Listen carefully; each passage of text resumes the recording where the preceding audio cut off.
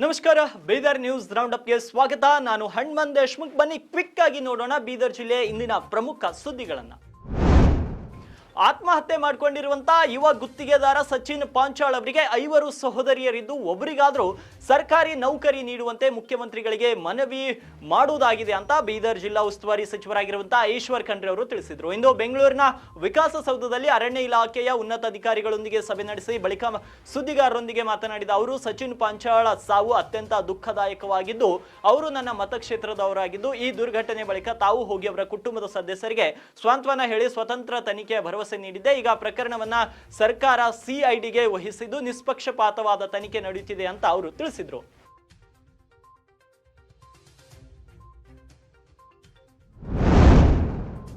ಬೀದರ್ ಜಿಲ್ಲೆಯ ಭಾಲ್ಕಿ ತಾಲೂಕಿನ ಕಟ್ಟಿ ತೂಗಾವ್ ಗ್ರಾಮದ ನಿವಾಸಿ ಸಚಿನ್ ಪಾಂಚಾಳ್ ಆತ್ಮಹತ್ಯೆ ಪ್ರಕರಣ ಕುರಿತು ಸರ್ಕಾರ ನಿಷ್ಪಕ್ಷಪಾತವಾದ ತನಿಖೆ ನಡೆಸಿ ತಪ್ಪಿತಸ್ಥರಿಗೆ ಶಿಕ್ಷೆ ವಿಧಿಸಬೇಕು ಅಂತ ವಿಶ್ವಕರ್ಮ ಮಹಾ ಒಕ್ಕೂಟದ ರಾಜ್ಯಾಧ್ಯಕ್ಷ ವಿಜಯ್ ಕುಮಾರ್ ಪತ್ತರ್ ಆಗ್ರಹಿಸಿದರು. ಸಚಿನ್ ಪಾಂಚಾಳ್ ಆತ್ಮಹತ್ಯೆ ಪ್ರಕರಣದ ಕುರಿತು ಇಂದು ಬೀದರ್ ನಗರದ ಜಿಲ್ಲಾ ಪತ್ರಿಕಾ ಭವನದಲ್ಲಿ ಸುದ್ದಿಗೋಷ್ಠಿಯನ್ನ ನಡೆಸಿ ಮಾತನಾಡಿದ ಅವರು, ಆತ್ಮಹತ್ಯೆಗೂ ಮುನ್ನ ಬರೆದಿರುವ ಡೆತ್ ನೋಟ್ ಸಚಿನ್ ಪಾಂಚಾಳ್ ಅವರೇ ಬರೆದಿದ್ದು ಎಂಬುದು ವಿಧಿ ವಿಜ್ಞಾನ ಪ್ರಯೋಗಾಲಯ ದೃಢಪಡಿಸಿದೆ.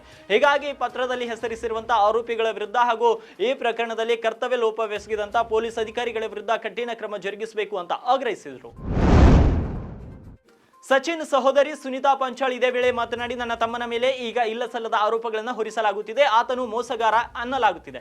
ದಯವಿಟ್ಟು ನೀವು ಹಾಗೆ ಬರೆಯಬೇಡಿ, ನಮ್ಮ ಕುಟುಂಬ ನೋವಿನಲ್ಲಿದೆ. ಸಚಿನ್ ಸಾವಾಗಿ 1 ವಾರ ಕಳೆದರೂ ಇನ್ನೂ ಯಾವುದೇ ಆರೋಪಿಯನ್ನ ಬಂಧಿಸಿಲ್ಲ. ಪ್ರಕರಣವನ್ನ ದಾಖಲಿಸಿಕೊಳ್ಳದೆ ನಿರ್ಲಕ್ಷ್ಯ ವಹಿಸಿದಂತಹ ಪೊಲೀಸರ ಮೇಲೂ ಯಾವುದೇ ಕ್ರಮ ಕೈಗೊಂಡಿಲ್ಲ. ಕಾಟಾಚಾರಕ್ಕೆ 2ರನ್ನ ಅಮಾನತುಗೊಳಿಸಲಾಗಿದೆ, ಒಬ್ಬ ಅಧಿಕಾರಿಯನ್ನು ವರ್ಗಾವಣೆ ಮಾಡಲಾಗಿದೆ ಅಂತ ಆರೋಪಿಸಿದರು. ಒಂದ್ ವೇಳೆ ನಿಷ್ಪಕ್ಷಪಾತವಾದ ತನಿಖೆ ಆಗದಿದ್ರೆ ರಾಷ್ಟ್ರಪತಿಗಳಿಗೆ ಮತ್ತು ಪ್ರಧಾನಿ ಅವರಿಗೆ ಪತ್ರ ಬರೆಯುವುದಾಗಿ ಹೇಳಿದರು.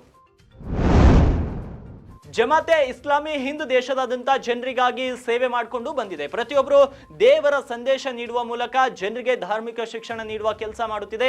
ನಮ್ಮ ನಡವಳಿಕೆ ಅಂಗಾಂಗದಲ್ಲಿ ಯಾವುದೇ ವ್ಯತ್ಯಾಸವಿದ್ರೂ ನಾವೆಲ್ಲರೂ ದೇವರ ಮಕ್ಕಳು, ನಾವು ಅವರಿಗೆ ದಾಸರಾಗಿ ಇರಬೇಕು ಎಂಬುದನ್ನ ಜಮಾತೆ ಇಸ್ಲಾಮಿ ಹಿಂದ್ನ ಸಂದೇಶವಾಗಿದೆ ಅಂತ ಜಮಾತೆ ಇಸ್ಲಾಮಿ ಹಿಂದ್ನ ಸದಸ್ಯ ಹಾಗೂ ನಿವೃತ್ತ ಪ್ರಾಚಾರ್ಯ ಮೊಹಮ್ಮದ್ ನಿಜಾಮುದ್ದೀನ್ ಹೇಳಿದ್ರು. ಇಂದು ಬೀದರ್ ನಗರದ ಜಿಲ್ಲಾ ಪತ್ರಿಕಾ ಭವನದಲ್ಲಿ ಏರ್ಪಡಿಸಿದಂತಹ ಸ್ನೇಹ ಕೂಟದ ಕಾರ್ಯಕ್ರಮವನ್ನು ಉದ್ದೇಶಿಸಿ ಮಾತನಾಡಿದ ಅವರು, ಎಲ್ಲ ಧರ್ಮೀಯರಿಗೆ ನಿಜವಾದ ಇಸ್ಲಾಂ ಪರಿಚಯಕ್ಕಾಗಿ ಪುಸ್ತಕ ರಚಿಸಿ ಬಿಡುಗಡೆ, ಎಲ್ಲ ಧರ್ಮದವರಿಗಾಗಿ ಸ್ನೇಹ ಕೂಟವನ್ನ ಏರ್ಪಡಿಸಲಾಗಿದೆ ಎಂದರು.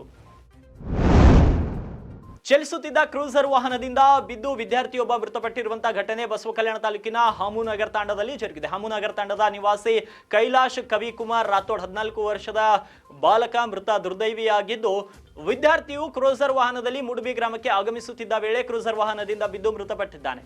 ಈತನೊಂದಿಗೆ ಪ್ರಯಾಣಿಸುತ್ತಿರುವ ಮತ್ತೋರ್ವ ವಿದ್ಯಾರ್ಥಿ ದಿಲ್ಶಾನ್ ದಿಲೀಪ್ ಚವ್ಹಾಣ್ ಕೂಡ ಕ್ರೂಸರ್ ವಾಹನದಿಂದ ಬಿದ್ದು ಗಂಭೀರವಾಗಿ ಗಾಯಗೊಂಡಿದ್ದಾನೆ.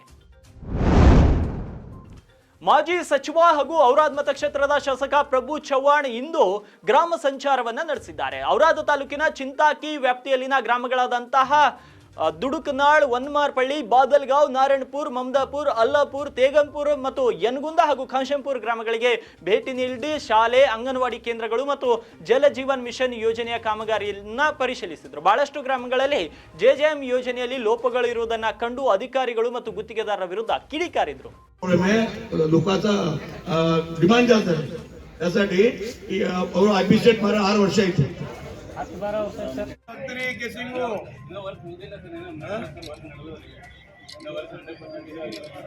ನೋಡ್ರಿ ಇಲ್ಲಿ ಹೆಣ್ಮಕ್ಳು ಹೇಳಿದ್ರು ನೀರಿನ ಭಾಳ ಸಮಸ್ಯೆ ಅವ, ಕೆಲಸ ಸರಿ ಆಗ್ತಾ ಇಲ್ಲ, ಪದೇ ಪದೇ ನಾವು ಹೇಳ್ಬೇಡ್ರಿ. ಅಲ್ಲಿ ಪಿಡಿಯೋ ಕೂಡ ಪಿಡಿಯೋ ಮಾರಿ ಪಾಟೀಲ್ ಮಾಲಿಕ್ ಪಾಟೀಲ್